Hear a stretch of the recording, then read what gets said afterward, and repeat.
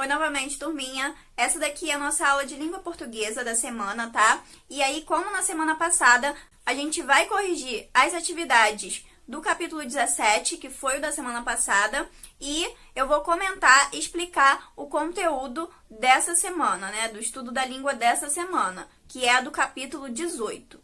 Então, as atividades do estudo da língua da semana do capítulo 17, elas começam no número 11, página 387. E logo de início vocês vão ver imagens, né, de pessoas que foram importantes para a sociedade. Personalidades que dedicaram a sua vida a fazer o bem social, o bem para as outras pessoas. Então aí a gente tem nomes como Mahatma Gandhi, Eleanor Roosevelt, Martin Luther King, Zilda Arnes e Malala. A pergunta aqui, né, é quais dessas personalidades vocês conhecem, né? Vocês já ouviram falar. E o que exatamente vocês sabem sobre essas pessoas, sobre essas personalidades. Então aqui, né, não tem uma correção para esse número porque a resposta é pessoal, a resposta é de cada um. Depende do que você sabe e se você conhece essas pessoas ou não. Ou pelo menos uma dessas pessoas. A letra B pede para vocês pesquisarem na internet a biografia, né, a história de vida dessas personalidades, dessas pessoas e colocarem no quadrinho abaixo, né, aquele que tem 4 países, Índia, Estados Unidos, Brasil e Paquistão, o nome dessas personalidades, né? Então, qual é a nacionalidade onde essas personalidades nasceram? Ou melhor, em que país, né, cada pessoa dessa atuou, né? Onde elas foram importantes, onde elas modificaram a história do lugar.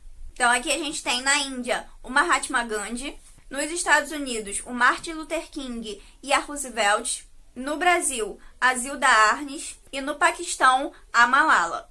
Questão de número 12, há em cada foto legenda, né? Em cada foto dessas personalidades que a gente viu ali, pelo menos um verbo ou ainda uma locução verbal, que está conjugado no modo subjuntivo. Transcreva esse verbo ou essa locução verbal aqui. Então, no A, a gente tem o verbo espalhar-se, no subjuntivo.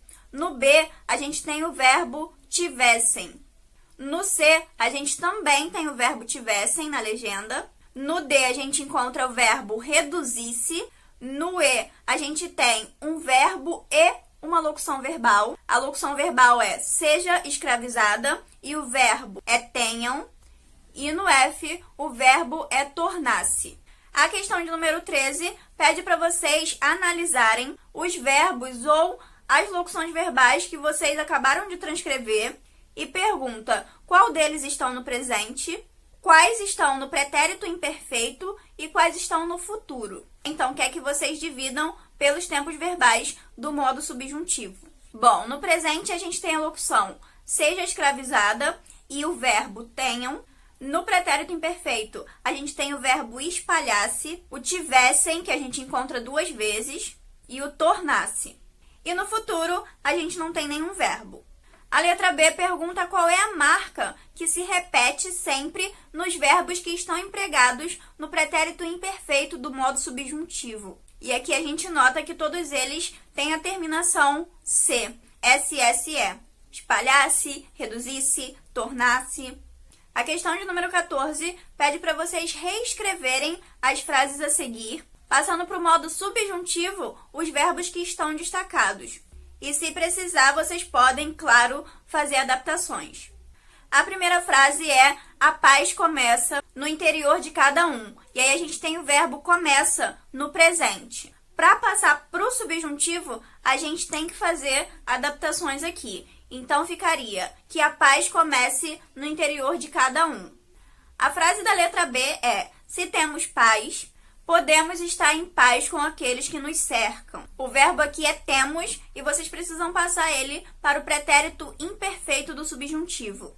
E aí, com as alterações, ficaria: se tivéssemos paz, poderíamos estar em paz com aqueles que nos cercam. A frase da letra C é: quando nossa comunidade se encontra em paz, ela pode partilhar essa paz. O verbo aqui é encontra e vocês precisam passar ele para o futuro do tempo subjuntivo. Com as alterações necessárias, a frase vai ficar da seguinte forma: quando nossa comunidade se encontrar em paz, ela poderá partilhar essa paz.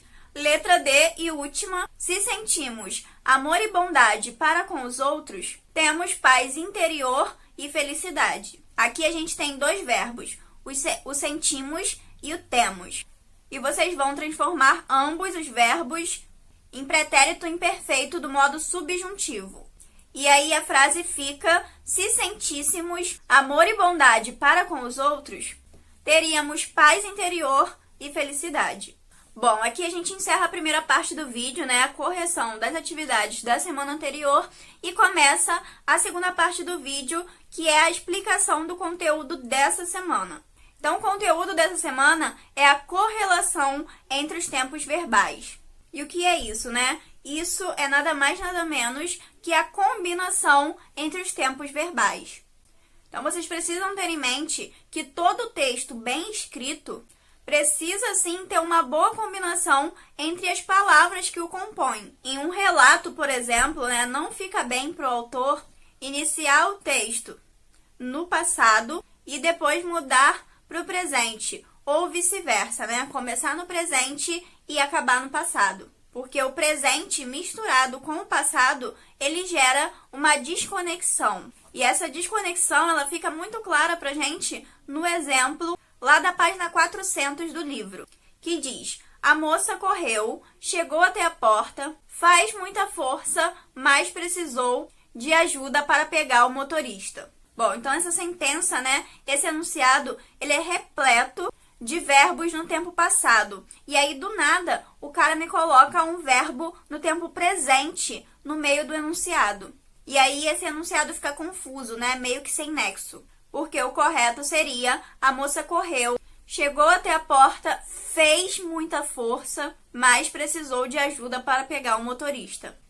Apesar disso, que eu acabei de falar para vocês, na escrita de uma notícia, né, que é o gênero textual que a gente está estudando no momento, é comum usar o presente, o tempo presente, no título para gerar um efeito no leitor, né, naquilo ali que ele está lendo, que é a ideia de proximidade, de atualidade. Mas o corpo do texto, né, o corpo da matéria da notícia, apresenta verbos no tempo passado, justamente para recuperar os fatos, para dar credibilidade ao texto e mostrar que aqueles eventos já ocorreram. Mesmo na notícia, só o título destoa, se diferencia do restante do texto, né? Porque o restante da matéria, ele é todo composto por verbos no passado, mantendo uma uniformidade do tempo utilizado ali. Além do tempo, é importante também reparar que os modos verbais, eles se combinam, né? Eles se correlacionam, ou seja, se relacionam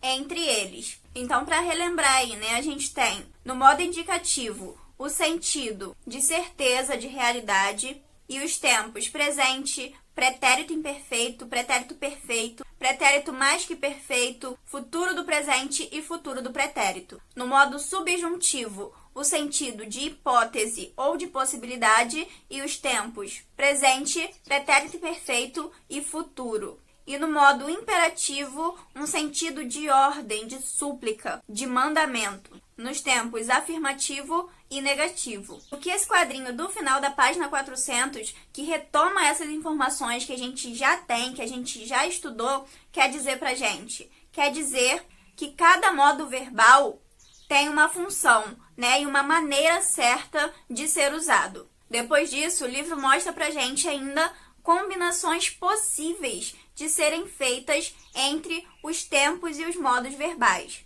O primeiro é o presente do indicativo mais o presente do subjuntivo. Eu espero que você leia a notícia, né? Então, espero presente do indicativo e leia presente do subjuntivo. Vocês podem fazer ainda a combinação do pretérito perfeito do modo indicativo mais o pretérito imperfeito do modo subjuntivo. Esperei que você publicasse a notícia.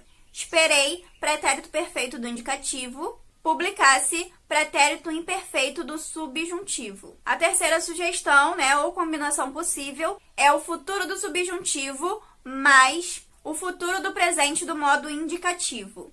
Quando e se você publicar a notícia, farei o meu comentário. Então, o publicar aí é o futuro do subjuntivo e o farei é o futuro do presente do indicativo. E ainda é possível combinar o pretérito imperfeito do modo subjuntivo com o futuro do pretérito do modo indicativo. Por exemplo, se você publicasse a notícia, eu a leria com certeza.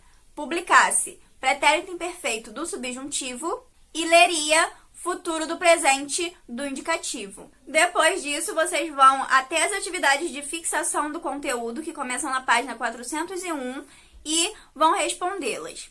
Essas atividades serão corrigidas na próxima aula, tá? No começo do vídeo, como a gente vai fazer daqui pra frente sempre. Muito obrigada pela atenção de vocês e até a próxima!